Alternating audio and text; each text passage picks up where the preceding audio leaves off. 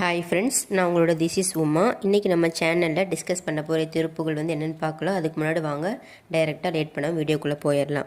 இன்றைக்கி நம்ம டிஸ்கஸ் பண்ண போகிற திருப்புகளுடைய முதல் வரி சொல்கிற பிடிஎஃப் வழக்கம் போல் டவுன்லோட் பண்ணிக்கோங்க. புவிக்குன் பாத மதை நினை பவர்க்குங் கால தரிசனை, இப்படி தான் பார்த்திங்கன்னா இந்த திருப்புகள் ஸ்டார்ட் ஆகும். ஸோ வாங்க இன்றைக்கி நம்ம ஒவ்வொரு வரிக்கு உண்டான விளக்கம் பார்க்கலாம்.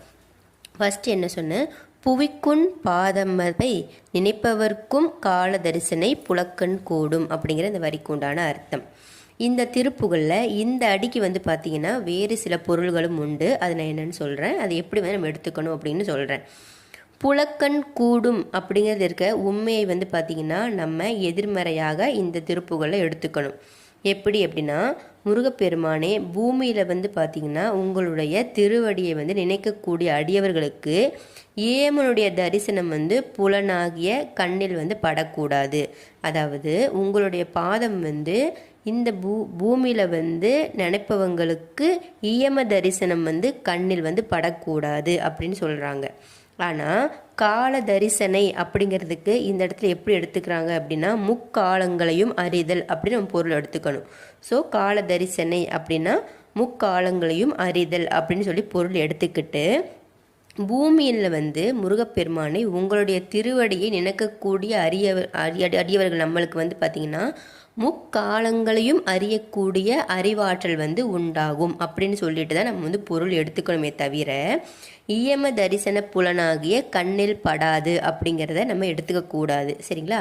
முருகப்பெருமானுடைய திருவடியை நினைக்கக்கூடியவர்களுக்கு முக்காலங்களையும் அறியக்கூடிய அறிவு ஆற்றல் உண்டாக வேண்டும் அப்படிங்கிறதா இந்த திருப்புகளுடைய அர்த்தம். ஸோ முருகப்பெருமானுடைய பாதங்களை நினைக்கக்கூடியவர்களுக்கு பார்த்திங்கன்னா அறிவாற்றல் கண்டிப்பாக இருக்கும் அப்படிங்கிறதா சத்தியமான உண்மை. அடுத்தது பார்த்திங்கன்னா கால தரிசனை அப்படின்னு நான் சொன்னேன்ல, அந்த அப்போ வார்த்தைக்கு என்ன அர்த்தம் அப்படின்னா, பக்குவ காலத்தில் பார்த்திங்கன்னா உண்டாகக்கூடிய தரிசனை தான் என்னென்னா கால தரிசனை. அதாவது காலம் வரும்பொழுது பக்குவம் வரும்னு சொல்லுவாங்கள்ல. பக்குவப்பட்ட ஆண் மக்கள் வேறு ஒரு டீனேஜ் வரைக்கும் அவங்களுக்கு பக்குவம் இருந்தாலுமே அது சரிப்பட செயல்படுத்த தெரியாது. அதனால் எல்லாத்துக்குமே ஒரு காலம் வரணும். ஸோ அந்த மாதிரி பக்குவ காலத்தில் உண்டாகக்கூடிய தரிசனை தான் பார்த்திங்கன்னா கால தரிசனை.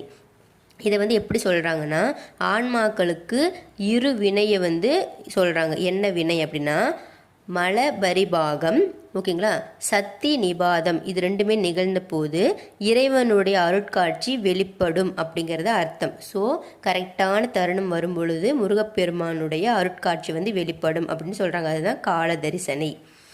அடுத்தது இதை இன்னும் பெஸ்ட்டாக சொல்லணும் அப்படின்னா,